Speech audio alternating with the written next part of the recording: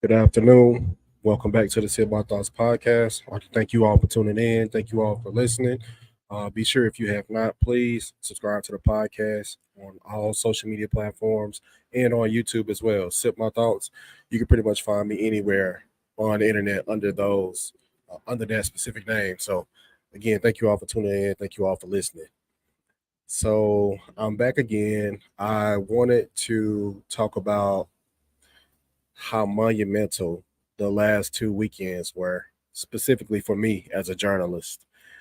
I just think that I have a very unique perspective that a lot of people might not share. So I just want to give you some insight and some thoughts into the mind of what the last two weekends has been like for a journalist dealing with a possible assassination attempt of a former president, and you also have the current president who is deciding to opt out of the 2024 election after much scrutiny about a debate performance and other things and other public appearances where he has shown some signs of aging.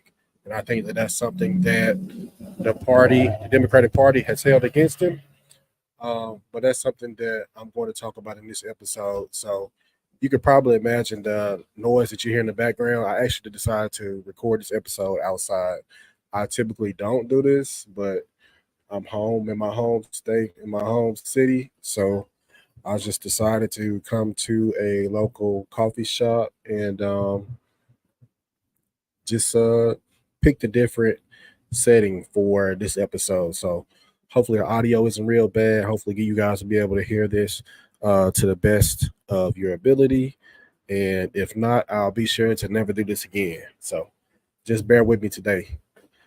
So, what a strange two weekends that this has been.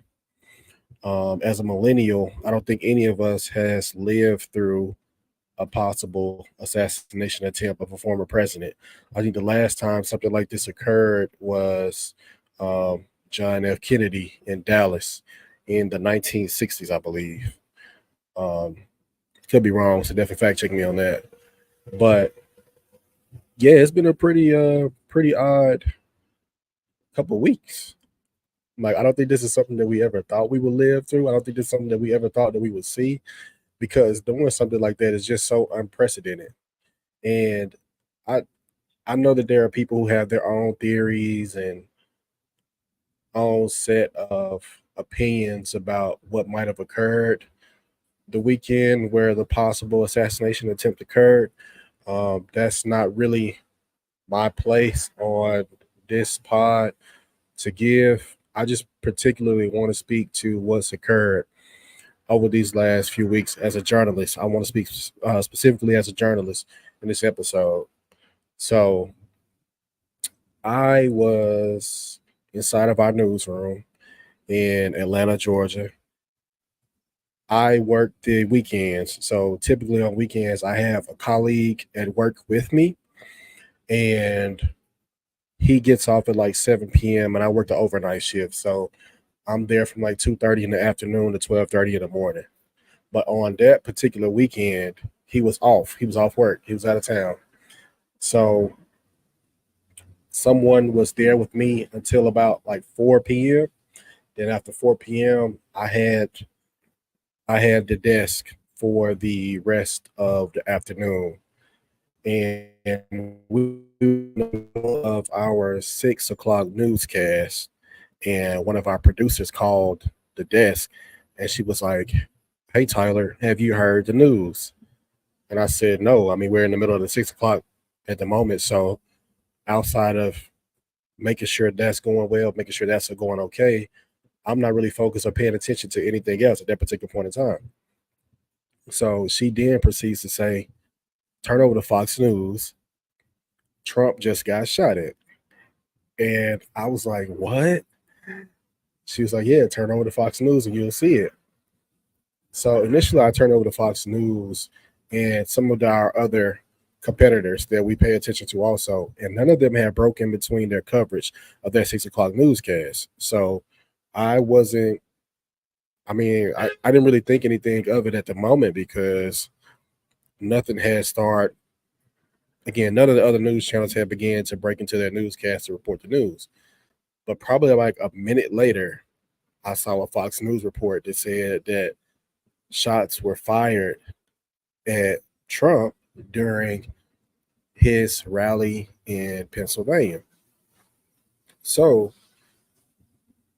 when I saw that, I immediately went to our 6 o'clock producer and I told her, "Hey, I got some bad news," because we were in the middle of the show already. So we didn't want to. The show's already put together, everything how it's supposed to go, what it's going to be, each block. It's already put together. Now, obviously, if breaking news occurs, we have the potential and the possibility to insert that breaking news, and then we can just go to it from there. But with a situation like that, everything else in the newscast becomes second fiddle or second nature.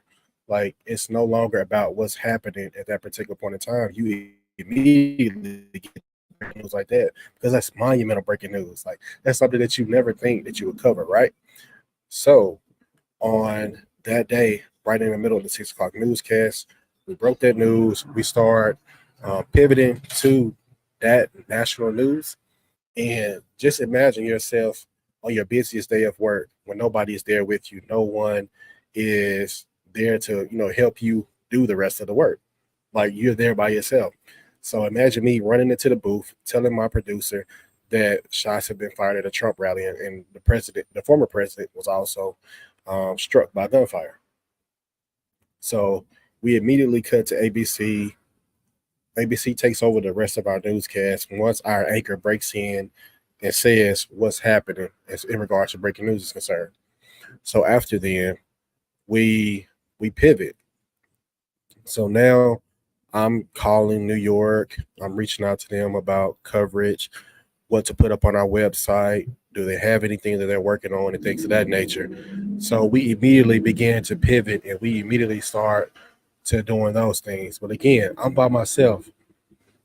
I just never thought that I would experience something like that or I would have the opportunity to be in the midst of coverage involving a former president possibly being shot at or being shot. So it was just a whirlwind of emotions, a whirlwind of different experiences.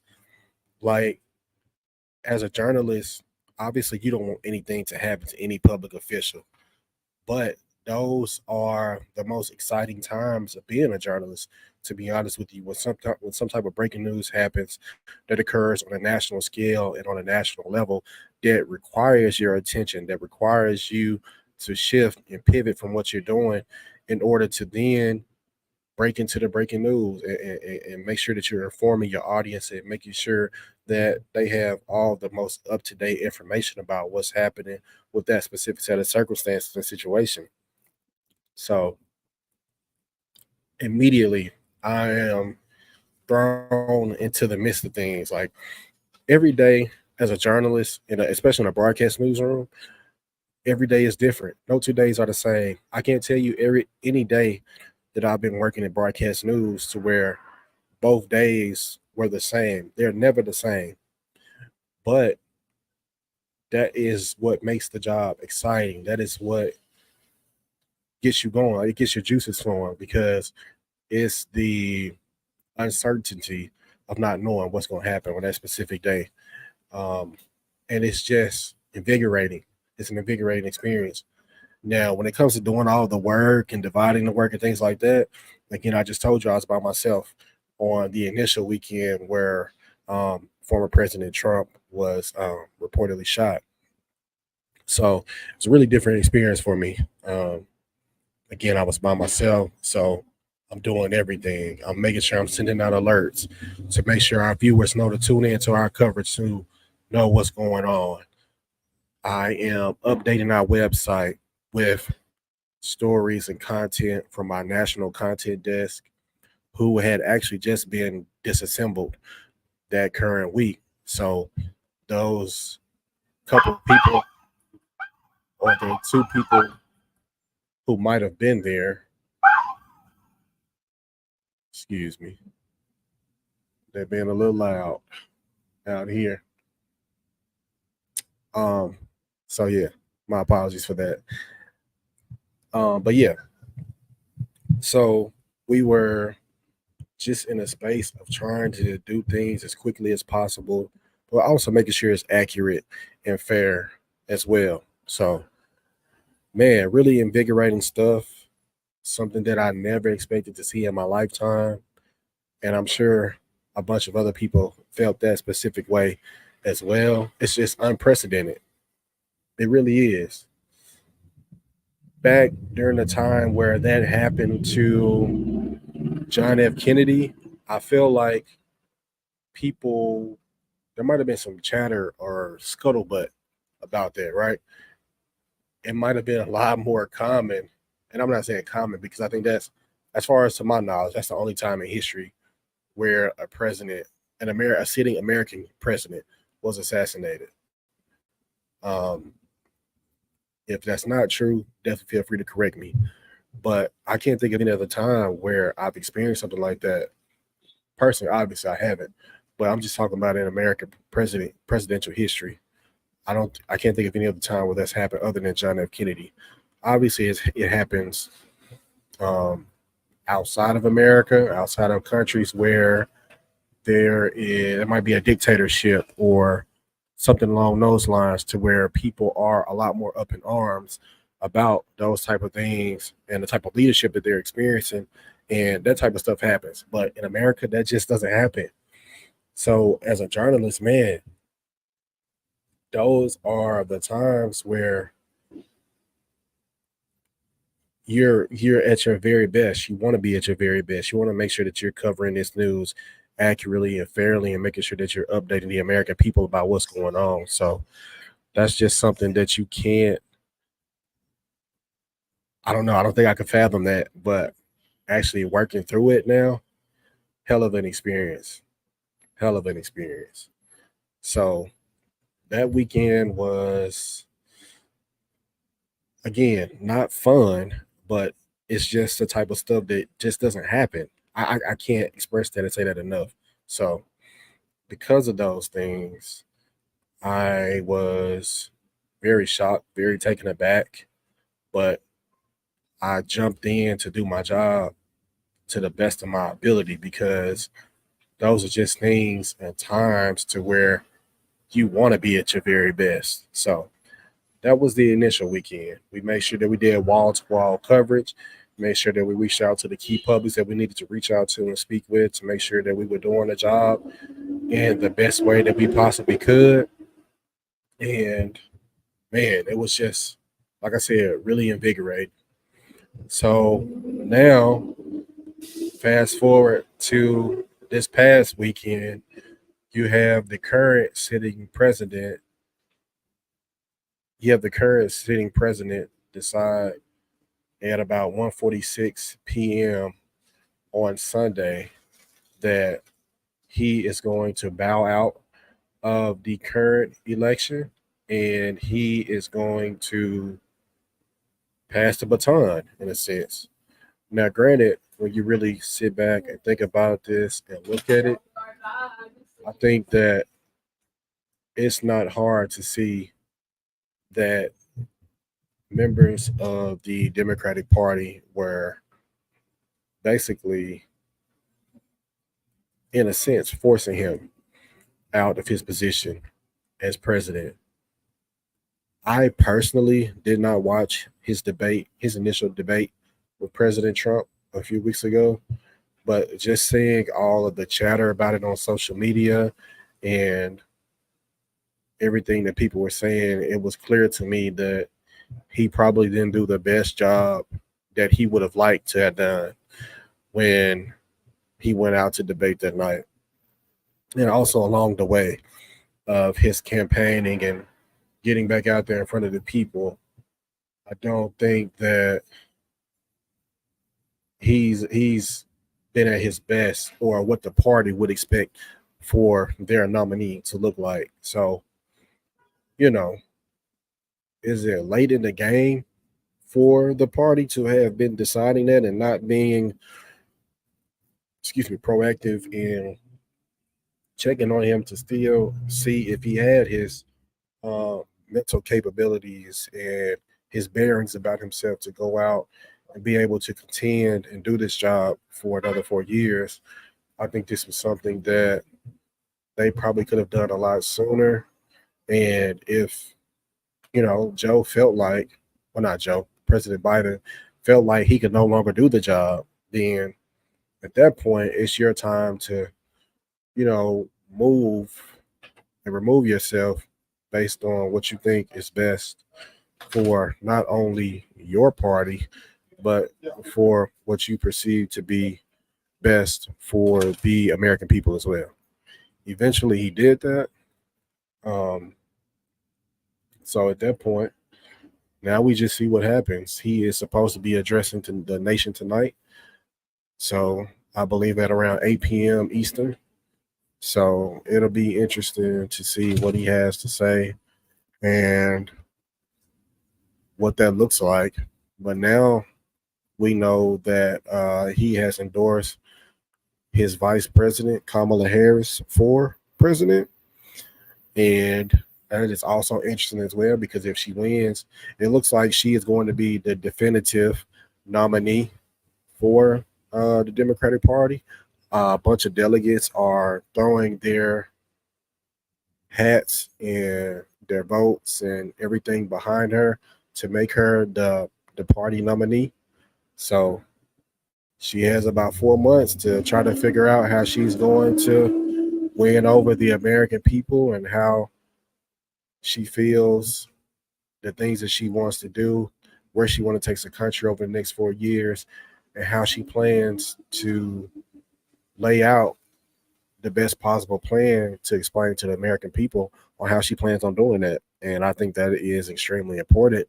The timeline is not on her side, however, but she just has to jump in there and do it. So we'll see what happens on that front. But again, as a journalist, you have 2 weekends where you have this type of breaking news, and it's massive. Like it's really massive. Like I just can't explain how huge this was. These last 2 weekends were. So obviously, this weekend we did a little bit of the same stuff. We prepared, um, made sure we wrote multiple stories. And good thing about this past weekend, I wasn't alone. I had help. My colleagues came. One of my colleagues who was off on weekends, he came in to help me out. Wrote stories, wrote up a bunch of content that we put on the website, sent alerts, made sure again we kept people alert in regards to what's going on and what was happening. So, man, just some real deal amazing stuff going on these past 2 weekends. And if you could think about the best time at your job where you're doing something that you're passionate about, whether you're a lawyer and you're working on a really big case and stuff that can have a huge impact on the life of a family that you're covering in a case, for an example. If you're a baseball player, you're in the World Series, you're the closer, they bring you in to shut the other team down. You need 3 outs to win the World Series. Like, I became a journalist to, first of all, tell impactful news. I wanted to reshape the narrative of my community and the people who look like me. A lot of times, if you watch news, you could have people telling you the news and delivering you the news who work from, well, not work from, but they're a part of different communities and they may not specifically live in your community. So the way in which they tell you the news is different. If you don't live around a certain group of people, how are you able to relate to the experiences of that said group of people? We like to talk about police brutality and the things that are happening in in our communities specifically. And all people are saying is that how are you policing a community that you don't know, that you don't have a relationship with, that you don't live around?